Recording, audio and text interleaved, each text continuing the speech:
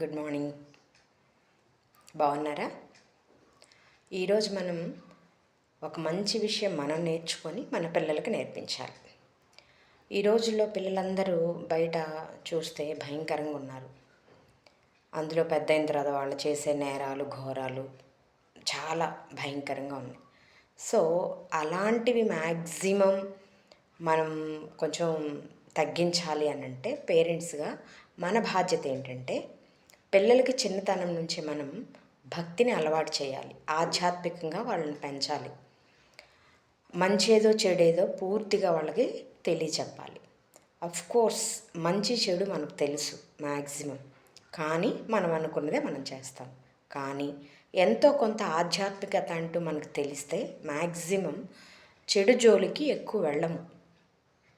So దానికి మనం ఏం చేయాలంటే ఫస్ట్ మనం ఫాలో అవ్వాలి. ఆధ్యాత్మికత మనం నేర్చుకోవాలి. ఎవరో ఒకళ్ళు మనకి హిందూస్ అయితే వాళ్ళకి నచ్చినటువంటి దేవుడు, ముస్లిమ్స్ అయితే అల్లా, క్రిస్టియన్ అయితే జీసస్. ఎవరికి తగ్గట్టు వాళ్ళు ఏం చేయాలంటే పేరెంట్స్ పరంగా ఎక్కువ మెయిన్ మదర్స్ ఏం చేయాలి అని అంటే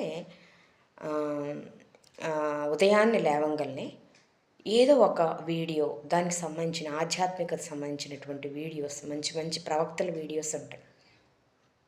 అవి ఒకసారి పెట్టండి ఉదయం ఇల్లంతా.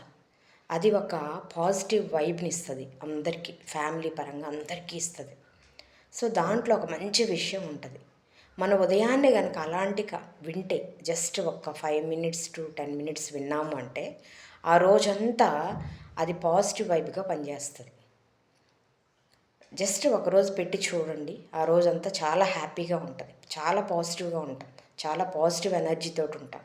సో ఇలా కనుక రోజు ఒక 5 to 10 minutes మార్నింగ్ టైం వింటూ వస్తే కనుక ఆటోమేటిక్గా పిల్లల్లో ఇది మంచి ఇది చెడు అనేది కొంత అర్థమవుతుంది. అలానే దానితో పాటు మనం ఏం చేయాలి అని అంటే పిల్లలకి మనకు సంబంధించినటువంటి టెంపుల్స్కి మనం తీసుకెళ్ళాలి. అవి కంపల్సరీగా అలవాటు చేయాలి. దాంతోపాటు ఎలా ఫాస్టింగ్ ఉండాలి ఇవి కూడా మనం అలవాటు చేయాలి. సో ప్రతిరోజు కనుక ఇలాగ అలవాటు చేసి పిల్లలతో మనం మ్యాక్సిమం స్పెండ్ చేయగలిగితే ఎంతో కొంత వాళ్ళు లైఫ్లో పెద్ద అయిన తర్వాత ఇవే ఫాలో అవుతారు. నేను చాలామంది పిల్లల్ని చూస్తూ ఉంటాను.